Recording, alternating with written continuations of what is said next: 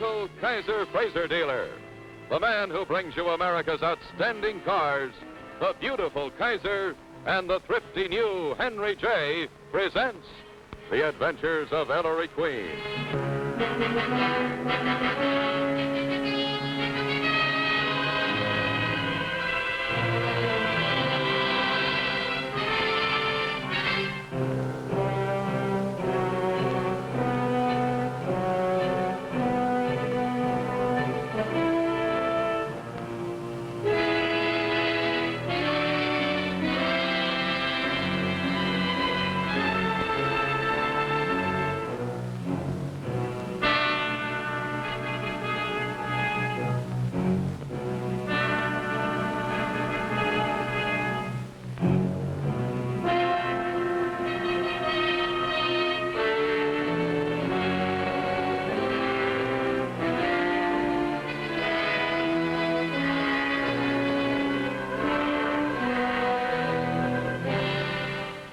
Good evening, everyone. This is Rex Marshall, welcoming you on behalf of the nearly 3,000 Kaiser-Frazer dealers from coast to coast. You know, friends, it is a fact that the Henry J is America's #1 buy. It's #1 for economy, and I'm here to tell you that it's #1 for ruggedness, too. Now, as an example of that ruggedness, I'd like you to take a look at these two pieces of body steel right here. You'll notice that they're both the same heavy gauge of steel. Well, sir, this piece here is from the Henry J. Now just take a look at this one over here. Same heavy gauge of steel, and yet it comes from the body of a car costing $1,000 more. So you see, that illustrates how the Henry J is built to the same rugged standards as the most expensive cars. And that's why you'll enjoy years and years of dependable, trouble-free driving. Why, that Henry J is designed and engineered to stand up under the roughest punishment. Even this concrete pretzel bender can't twist the body or throw it out of line. The Henry J's doors fit smoothly. Not a bolt out of line, not a joint out of kilter. Yes, sir, it's been proven on the testing ground, proven on the road. The Henry J is America's #1 buy. And incidentally, I want to point out to you that with just an average trade-in, you can own the Henry J for as little as $34 a month. And what's more, you can drive it for only a penny a mile for gasoline. So don't wait, will you? Pay a visit to your Kaiser-Frazer dealer tomorrow and drive the amazing Henry J for yourself. And now for tonight's Adventure of Ellery Queen.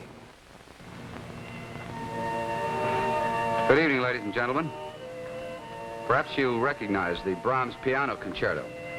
And you may be interested in knowing that it once caused a murder. It all began at a birthday party given by the conductor, Anton Roussel, for his wife. His attractive protege was playing when we arrived.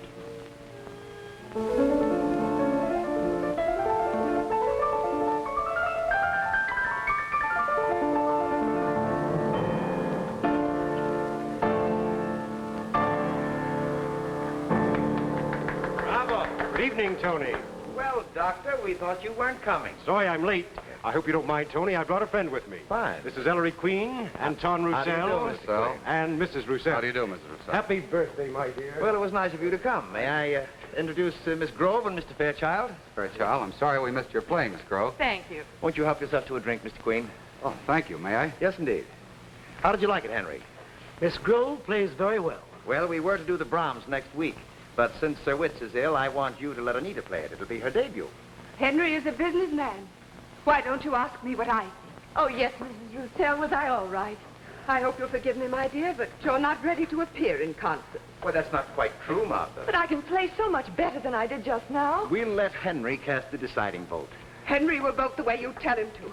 You've already made up your mind to let her play. Now, Martha. Why not be honest, Anton? You only gave this party for me to get your protege an audition with him. As if a board chairman could pick a soloist. Martha, don't excite yourself. You know about your heart. Oh, she's not ready, and you know it. Do you think anyone believes that it's her talent you care about? Martha. Party has tired her out, Tony. She needs rest. Rest? How can I rest when I know what's going on behind my back? Let me take you to your room, Martha.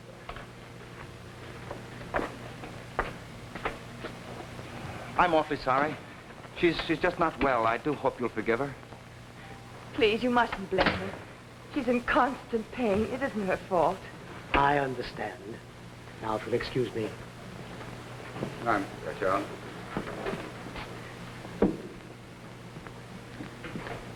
Don't be upset, Miss Grove. It's not me. I don't care what happens to me. It's what she does to him. To whom? Her husband. Mr. Queen, promise you won't let him know I told you. He wouldn't even let me tell the doctor, but I got to talk to somebody. Well, what is it? She's not sane. Someday she's going to kill him. Well, aren't you being a little melodramatic? You haven't seen her. The jealous rages. Last week she threw this at him. Might have killed him. Yeah, very easily. I know it's not her fault. 10 years of constant pain could unhinge anyone's mind, but now it's a question of his safety. Well, Mr. Queen, you've got to help. Well, what can I do? I heard your father's with the police. Can't they have her committed? Well, not without her husband's consent. He never admitted to them she was violent. Suppose the next time it's worse. I tell you his life is in danger. Oh, don't cry, Miss Grove. As I said before, I don't think I can help. But at least you try. Oh, I feel so much better about it. Will you tell Dr. Fleming I didn't wait? Good night, Miss Grove.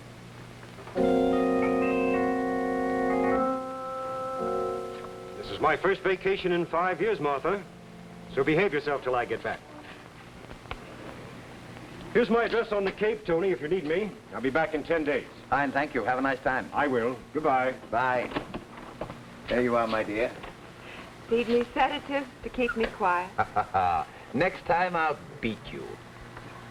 I suppose I should be used to your bringing good-looking girls here. Secretaries and nurses. This one's different, Anton. She frightens me. What do you mean? She has no heart. You can hear it in her music. But she'll claw her way to the top just the same. She'll use you and 100 men after you to get there. Well, my dear, if you feel that strongly about it, we'll cancel the concerto. I'll go and tell her. No. Not just the concerto. Send her away for good, Anton. Get her out of our lives. All right. All right.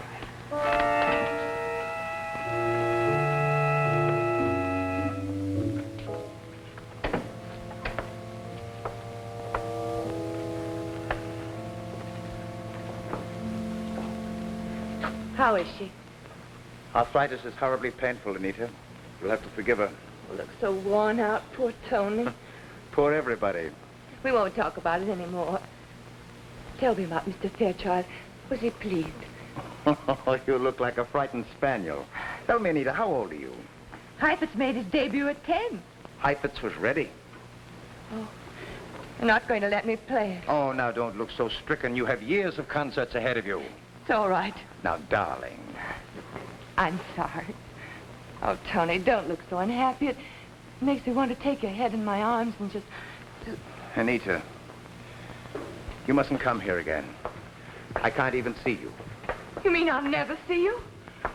Martha has so little. Tony. I see. Will you kiss me goodbye? Anton?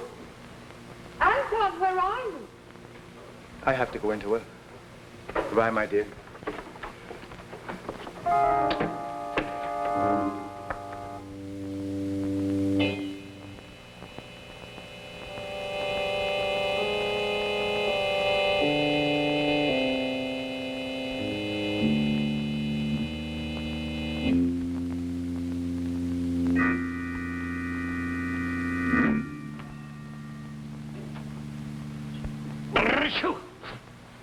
Excuse me, Miss Grove. Well, that settles it. You're not going to the fights tonight with that cold. It's not a regular cold. It's just a tickle. Just what? You wouldn't think I looked after my own cold while he was in rompers now, would you, Miss Grove? I know how he feels. I know what it means to worry about someone you love. Oh, yes. I'm sorry I can't help you about Mrs. Rossell. As I told Ellery, there's nothing the police can do. I wasn't going to show you this. First, promise me you won't tell Mr. Roussel. He doesn't know about it. What is it? It's an antique dagger. Used to hang on their living room wall. The other night after you left, I went in to say goodnight to Mrs. Roussel. She was asleep. I saw that sticking out from under a pillow. Bad business. You better leave it here, Miss Grove. When Dr. Fleming returns, I'll warn him to keep things like this away from her. You mean you still can't do anything about it? No, I can't. But do come and visit us again. We're always happy to see you, pretty girl. I won't be here. I'm going back home tonight to Chicago. Oh, what about your music? I have to get away. If she killed him on my account, I think you are needlessly alarmed, Miss Grove. And good luck on your trip home. I'm going over now to say goodbye to him. Please promise you won't let him know I was here. And thank you both for seeing me. Good night. It was a pleasure. Okay, now take your choice. Either you're going to go into bed peaceably, or so help me, I'll carry you in. But it's not a regular cold. It's just a tickle. What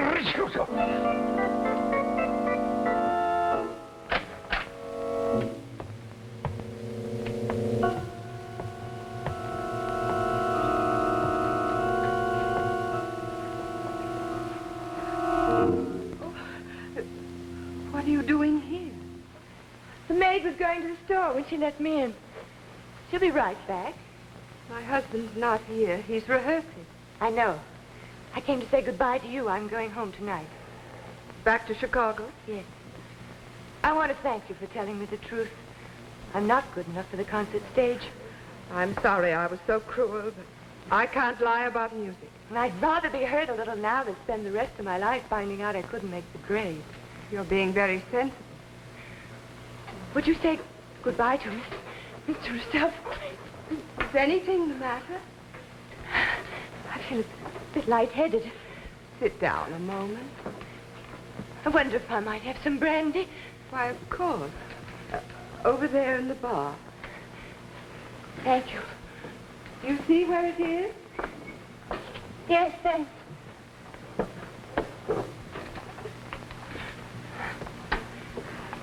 I'm afraid giving up my work has been a bit of a blow to me.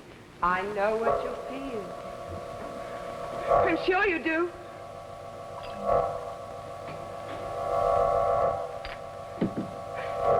Let's drink to whoever does play that concerto next week.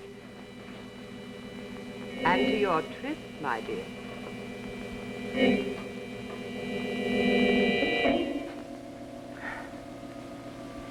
I feel all right now. I won't keep you.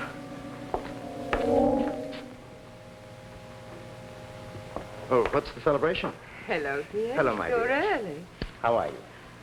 Miss Grove stopped in to say goodbye. She's going back to Chicago tonight. Oh, we'll miss her. My husband knows that sick people get nervous and sometimes twisted inside. I'm sorry about the other evening.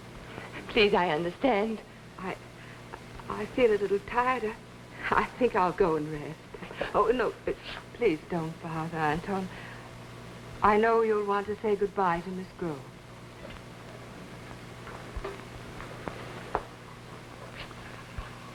You're really going? There's nothing to stay for. Without you. Anita, you're young. You'll forget it.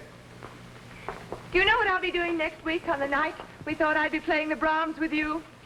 No, what? Playing it. The same theme I played at the audition. The day I met you.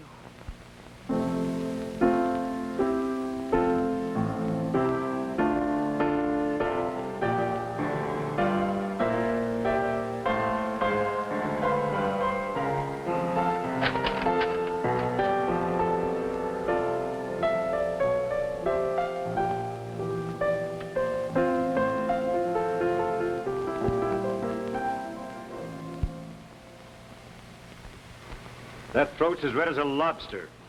You stay in the house the rest of the week, you understand? I was gone 10 minutes and came back and found a note saying he'd gone to the fights. What brought you back to town 4 days early? Mrs. Roussel, Tony wired me when she died. Oh, yes, we read about it this morning. What was it? Her heart. I wonder, but it sometimes happens with that type of arthritis. Just when you're on the verge of a cure, the heart gives out. On the verge of a cure. But it had already affected her mind. Thanks. What gave you that idea? Mine was as good as yours. Arthritis attacks the joints, not the brain cells. I told you she was dramatizing that situation, Dad. Who? Miss Grove, Roussel's protege. She came to us and said that Mrs. Roussel was insane. Said that she once threw a paperweight at her husband. Martha? She couldn't throw a feather. For the past 3 years, she hasn't been able to lift her arm above the elbow. What? Doc, are you sure it was her heart? Yes, she did have a heart condition. Do you recognize this? Looks like Tony Roussel's Italian dagger. Yeah, it is. Do you remember where he kept it? On the wall in the living room. Why? Well, Mrs. Roussel took it down, had it under her pillow. Are you crazy? Oh, that's what I thought. You mean she couldn't have? A dagger high up on a wall? Ridiculous. Well, Miss Grove said she found it under Mrs. Roussel's pillow, said that she meant to kill her husband. She even talked to us about having the woman committed. This girl sounds like a psychotic. What about poisons which could give the appearance of heart failure? Yeah, there are a couple. And I suggest, Doctor, you perform an autopsy. Perhaps I'd better. I'll check with you later. Good night, Dr. Good Fleming. night. So long, Doc. You know, it's hard to believe, Ellery. She looked so sweet and pleasant. So did Lucretia Borgia. I can't stay, Tony.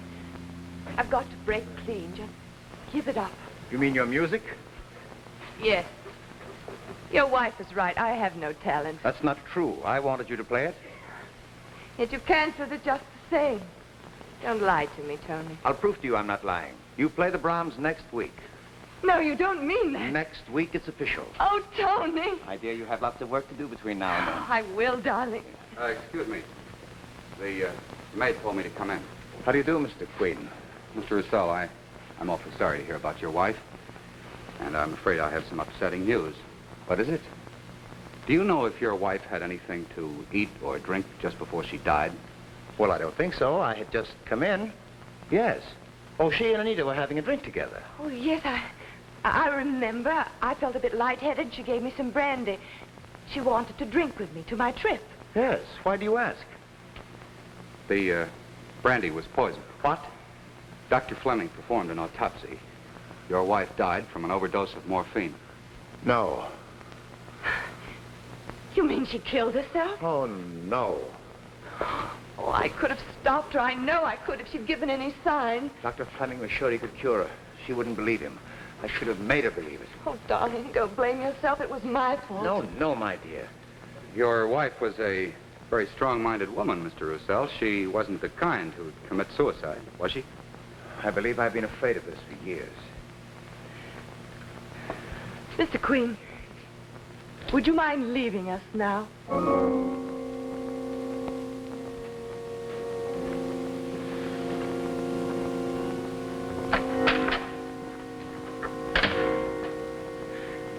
Don't, darling.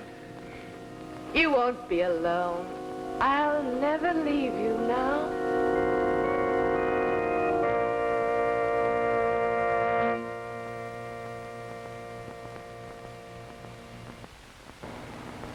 Hi, Rex Marshall again. You know, I think I'd kind of rather be alone than spend any time with that Anita. Nice young lady to avoid. But right now, I'd like to introduce you to a couple of young ladies I know you'd like to meet. Doesn't that make a pretty picture, though? The only trouble is, there's something missing from that picture. Say, I know what it is. It's me. Excuse me, Joe. I invited these two beautiful young ladies down here this evening to help me show you something special about the beautiful Kaiser. Namely, its roominess. Now, this is what they call the lounge comfort seat. Nice, isn't it? You see, there's plenty of room to spare because the seat is over 5 feet wide, and it extends across the entire interior width of the car. Now, what's more, this rear seat is curved, so the 3 big people like myself enjoy more hip room, more shoulder room. Yes, the big, beautiful Kaiser is designed to give you a more comfortable, relaxing ride hour after hour. Yes, it lets you take even long trips without feeling cramped up and worn out. So you see, the Kaiser gives you extra roominess all around. And you know that extra roominess means extra value for your car dollar. Say, speaking of extra value, I want to remind you that even though the prices of 14 other makes of automobiles have already been raised, so far Kaiser-Frazer has not yet raised its prices. So don't wait, will you? Visit your Kaiser-Frazer dealer tomorrow for sure. And now, back to Ellery Queen.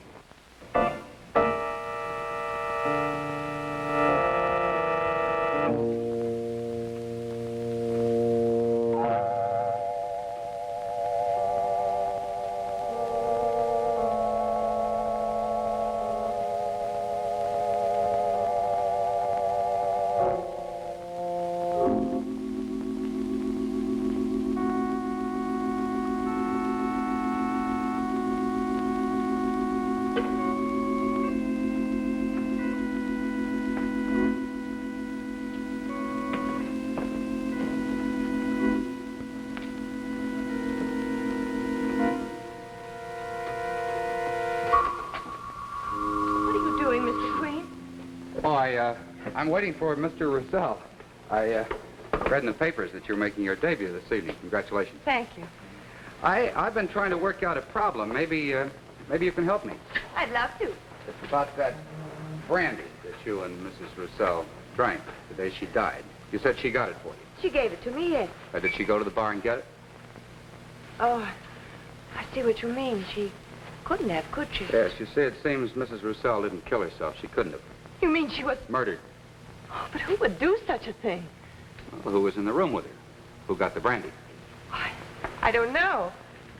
There wasn't anyone here, except the three of us. The three of you? Mr. and Mrs. Russell and me. But Mr. Russell said that you and his wife were drinking when he came in. What are you trying to say? It's not true. I won't listen What to you. isn't true, Miss Grove? Why, he loved her. He couldn't do such a thing. Well, now, wait a minute. She was his wife. No matter how sick she was or how much he was in love with me, he couldn't have done it. Are you trying to say Russell killed her? No, nobody killed her. She committed suicide. She put the poison in her own drink after it was handed to her, and you can't prove she didn't. Well, don't be too sure of that, Miss Grove.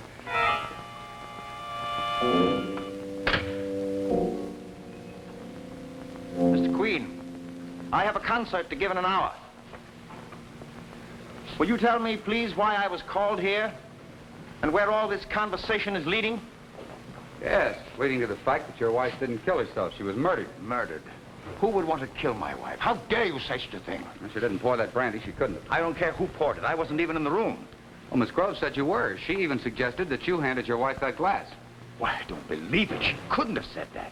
Well, you'll see her in a little while at the concert. Ask her. I certainly intend to. Excuse me. Well, looks as if your plan is working, son. Well, I think Russell will deliver. The only way we can handle this is by profession. Oh, Dad, did you call Sergeant Doyle? Yes, his men are over there now, setting up the equipment. Good. You know you're doing a dangerous thing, Ellery. You're playing with people's lives. Dad, there may be another murder. I'm trying to save a life before it's too late. Better hurry, Miss Grove. We open the house in a few minutes. I'll be through testing in a moment. Oh, Fairchild. I wanted to see you. I want to thank you. You don't know what this chance means to me. Oh, not at all, my dear. Have you seen Tony? No, I went to his dressing room to put my wrap there, but he hadn't come in yet. Well, if you see him, tell him Ellery Queen is waiting in his dressing room. Ellery Queen in his dressing room? Will you excuse me? Oh, thank you again for my chance.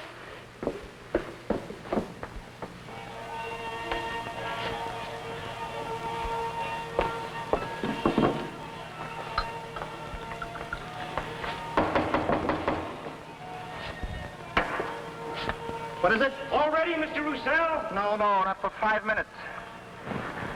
Is Mr. Queen here? Henry said he was here. Yes. Come in, Anita. Close the door, please.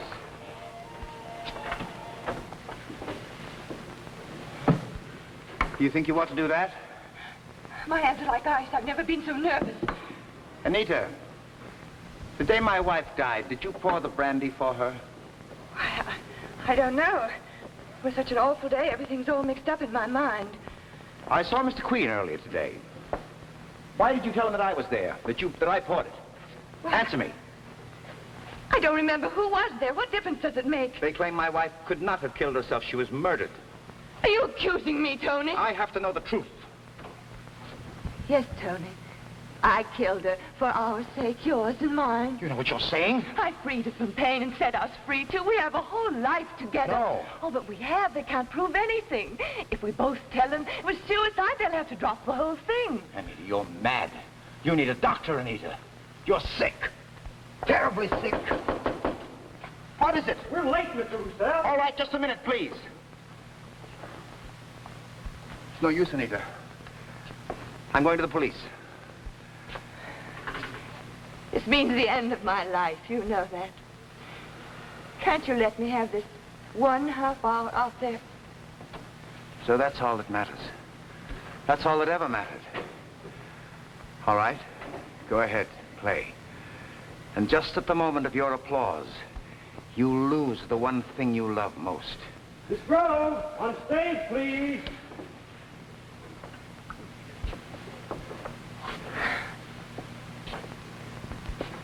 Miss Grove, on stage, please.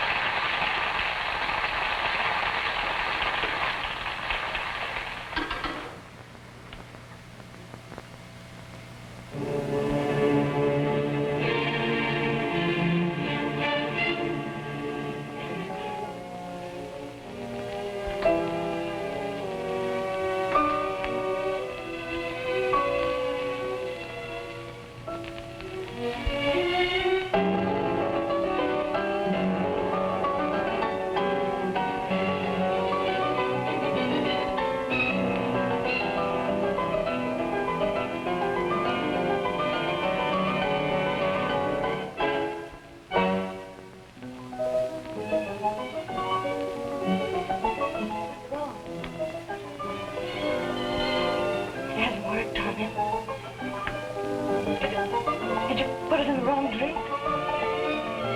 You must have. You put it in the wrong drink.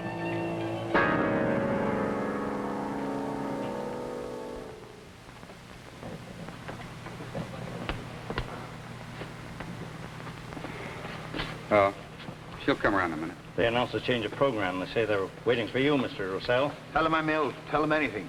Well, there are 2,000 people out there, Mr. Roussel, who've come to hear your orchestra. Very well.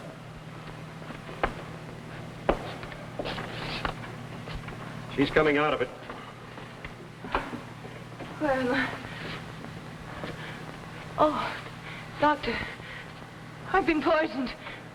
Morphine in the glass. Tony did it. He killed his wife, and I found out. He poisoned me to keep me from telling. And brought the morphine here in your handbag? What? You haven't been poisoned. You collapsed from fright and shock. I came in here and substituted a harmless powder for the morphine. Oh, you can't prove anything. I'll swear Tony killed his wife. Any jury will believe me. Not when they hear your recorded confession. Come on now. You're a sick girl. Nobody's going to hurt you. Come on. I can't leave now. My debut, I'm playing the Brahms. I'm sorry, my dear, but your debut is over. Come on.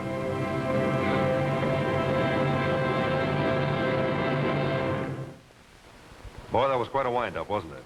You know, friends, when you buy a car, naturally you want one that's been proven in actual use. So I know that you'll be interested in learning that over 600,000 Kaiser-Frazer built cars are in use on the road today. And what's more, they've made the equivalent of more than 7 million trips across the United States. So that's pretty good proof, isn't it? Well, you be sure and pay a visit to your Kaiser-Frazer dealer tomorrow, and then I know you'll agree with me when I say you can count on Kaiser-Frazer for value. Good night.